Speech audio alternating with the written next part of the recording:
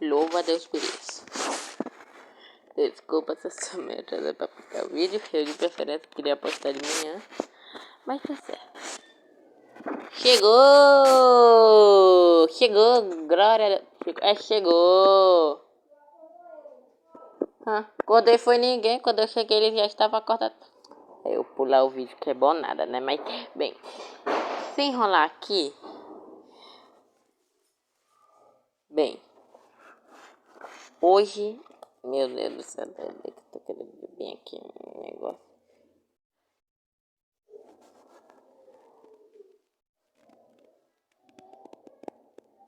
Tá, mas agora chega de enrolação.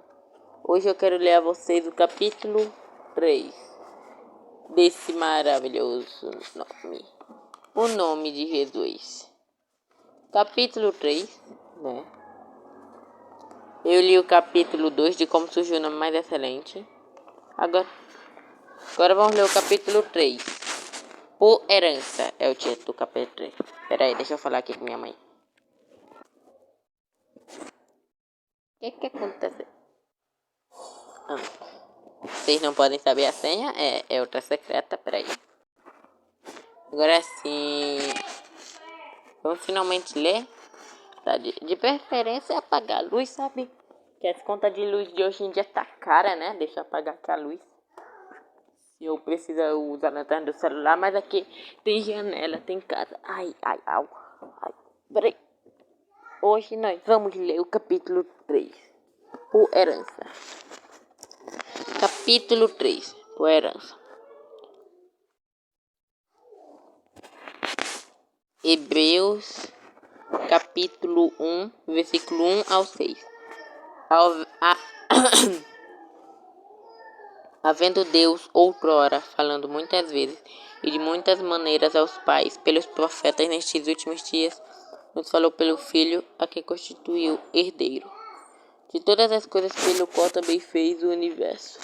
Ele que é o resplendor da glória e a expressão exata do seu ser, sustentando todas as coisas pela palavra do seu poder.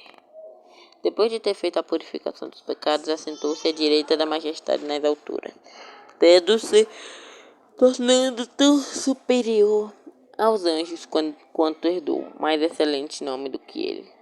Pois a qual dos anjos disse: jamais tu és meu filho, eu hoje te gerei. E outra vez, eu lhe serei pai e ele me será filho. E novamente, ao introduzir o primogênito no mundo, diz: e todos os anjos de Deus o adorem. Como eu disse, Hebreus capítulo 1, versículo 1 ao 6. E depois tem um negócio bem aqui dizendo Ara, que com certeza não deve ser Arara. Bem, Jesus herdou um mais excelente nome do que eles, mais grandioso do que qualquer ser angelical. Como filho, ele é herdeiro de todas as coisas. Cristo é a expressão exata do Todo-Poderoso. Ele é o resplendor do Altíssimo, ou o segundo de certa tradução. Ele brilha com o brilho do Pai. Ele é Deus que nos fala e herdou mais excelente nome. E a pergunta é, quando? Certamente antes de vir para esta terra, porque ele já possuía tudo. É verdade. Capítulo 3, por herança. Deixe-me. Opa. Vai na 20S.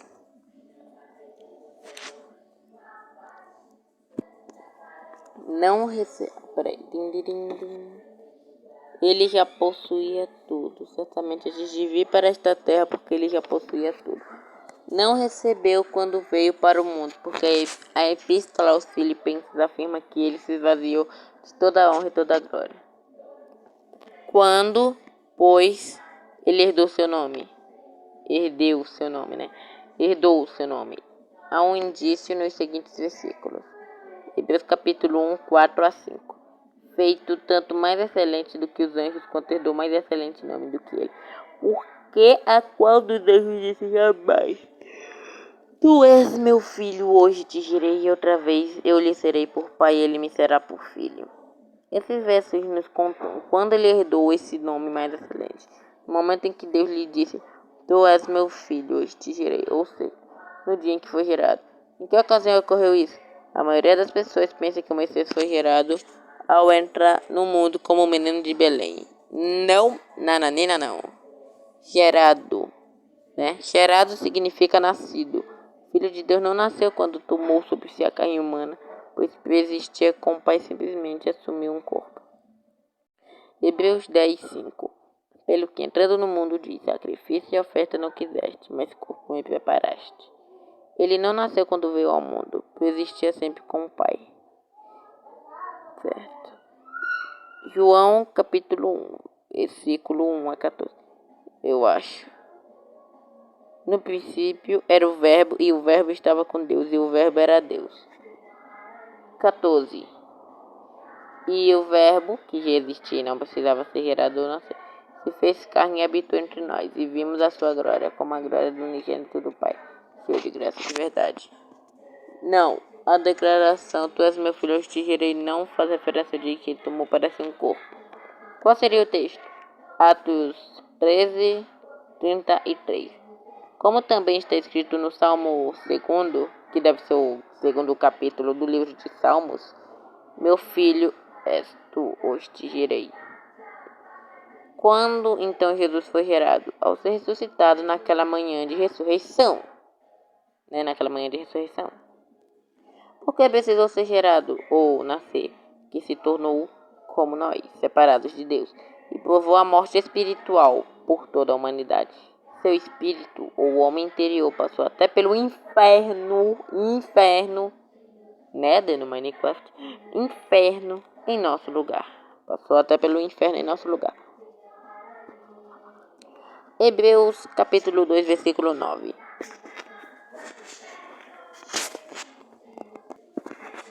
Pedi aqui para minha mãe baixar o volume da TV. Bem, vemos, porém, coroado de glória e de honra, aquele Jesus que fora feita um pouco do que os anjos, por causa da paixão da morte. Para. Tá muito bom. Tá certo. Vemos, porém, coroado de glória e de honra, aquele Jesus que fora feito um pouco menor do que os anjos, por causa da paixão da morte, para que, pela graça de Deus, provasse a morte por todos. Primeiramente, desculpe as bem pequenas interrupções. E segundo, vamos continuar. A morte física não removeria nossos pecados, mas ele experimentou a morte espiritual no lugar do homem, que no caso na cruz, né?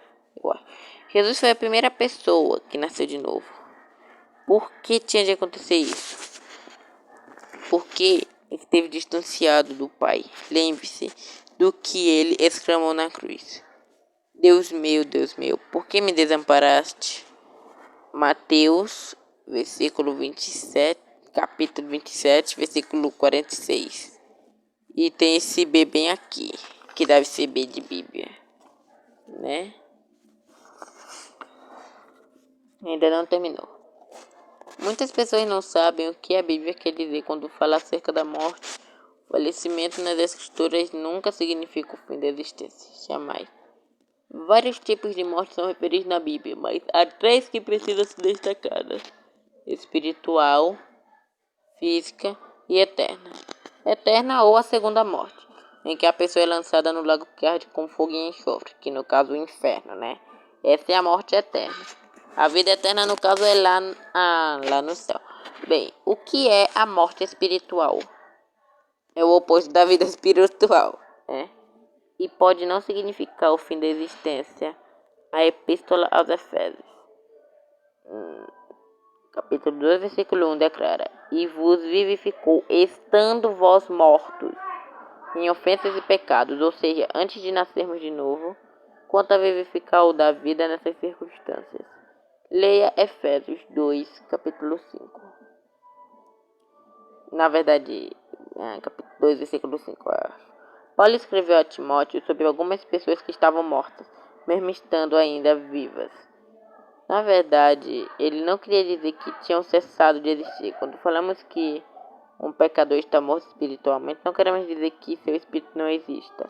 Ele existe de fato e existirá eternamente, porque essa parte do homem quer seja salvo ou não.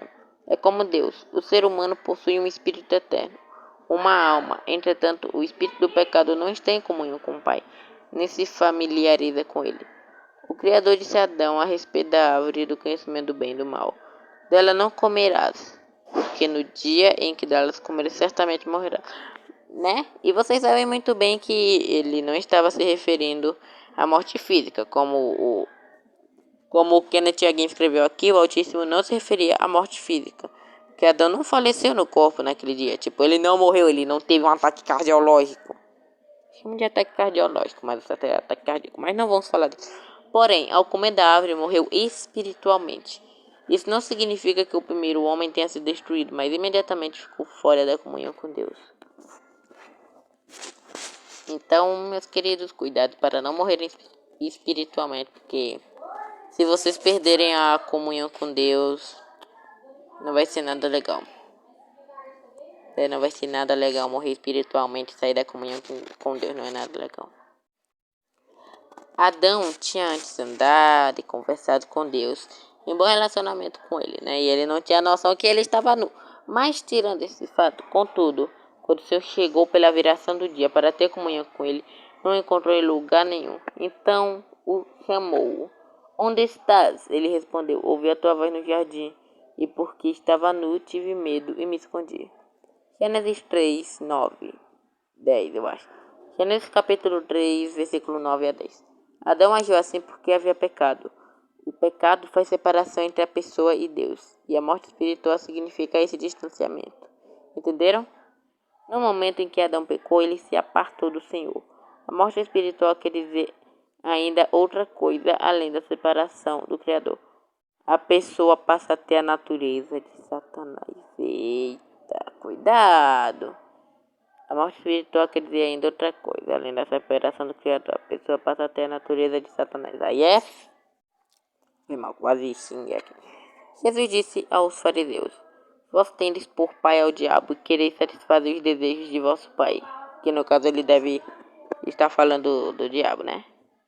Ele foi homicida desde o princípio e não se firmou na verdade, porque não há verdade nele. Quando ele profere mentira, fala do que lhe é bom, porque é mentiroso e pai de quê? Não preciso falar do que ele é pai, né? Pai da mentira. Os fariseus eram muito religiosos, iam para a sinagoga aos sábados, oravam, entregavam seus dízimos, jejuavam e faziam outras coisas excelentes. Mas mentiram a respeito de Cristo e o assassinaram. Jesus disse que eles eram filhos do diabo, porque tinham as características do inimigo. E quais são essas características? Vamos ver bem aqui. Eita, tá terminando aqui o capítulo. Certo? Porque tinha as características do inimigo. Quanto tempo o vídeo tá agora? Só pra eu saber. Eu não tô conseguindo ver, né? Mas bem. Agora vai dar de ver... Ah, tá certo. Licença, muito obrigado. Características. 30. Ah, não. Acabou ainda não. Calma que ainda tá longe de terminar. Porque tinha as características do inimigo. Quando uma pessoa nasce de novo, toma sobre si o caráter de Deus, que é vida e paz. A natureza de Satanás, no entanto, é ódio e mentira. Graças a Deus eu não tenho ódio. Graças a Deus não tenho ódio. E, bem, mentir é ruim demais. Algumas vezes eu já menti, eu não vou negar. Né? Não vou negar, mas graças a Deus paro de mentir. Bem, Cristo provou a morte espiritual por toda a humanidade. O pecado é mais do que um ato físico, é uma condição espiritual. O Mestre se tornou semelhante a nós para nos igualar a Ele. Segundo Coríntios, capítulo 5, versículo 21, beleza? Aquele que não conheceu o pecado, o fez pecado por nós, para que nele fôssemos feitos justiça de Deus.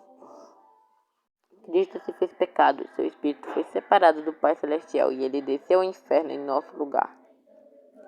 Observe no texto bíblico a seguir que na pregação do dia de Pentecostes, a respeito do Senhor Jesus, Pedro diz: pois não deixarás a minha alma no Hades, que no caso o Hades, no inferno, nem permitirás que o teu santo veja a corrupção.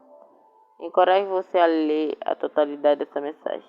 Ressalta o fato de que Davi, no Salmo 16, capítulo 16, versículo 8 a 10, realmente profetizou pelo Espírito de Deus. Atos, capítulo 2, versículo 25 a 27 e 29 e 31. Porque dele disse Davi: sempre via diante de mim o Senhor, porque está à minha direita, para que eu não seja comovido. Por isso se alegrou o meu coração e a minha língua exultou, e ainda minha carne há de repousar em herança. Versículo 26. Terceiro, peraí, rapidinho. Certo. Pois não deixarás a minha alma, no caso no Hades, né? Nem permitirás que o teu santo veja a corrupção. Varões e irmãos, seja-me lícito dizer-vos livremente acerca do patriarca.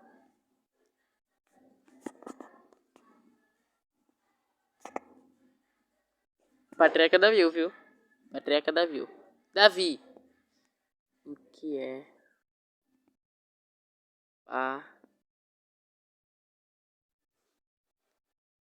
Meu Deus do céu. Patriarca de Noé. Não é que tinha arca, eu lembrei de arca. Que é patriarca. Não, só patriarca. Entre os antigos, os judeus, o chefe de família. Abraão é o grande pai do Velho Testamento, por extensão. Pessoa mais velha que se respeita, obedece e venera. E que tem grande família. O que é ser um patriarca? Na sociedade patriarcal prevalecem as relações do poder e domínio dos homens sobre as mulheres e todos os demais sujeitos que não se encaixam com o padrão considerado normativo, raça, gênero e orientação sexual. E patriarca na Bíblia?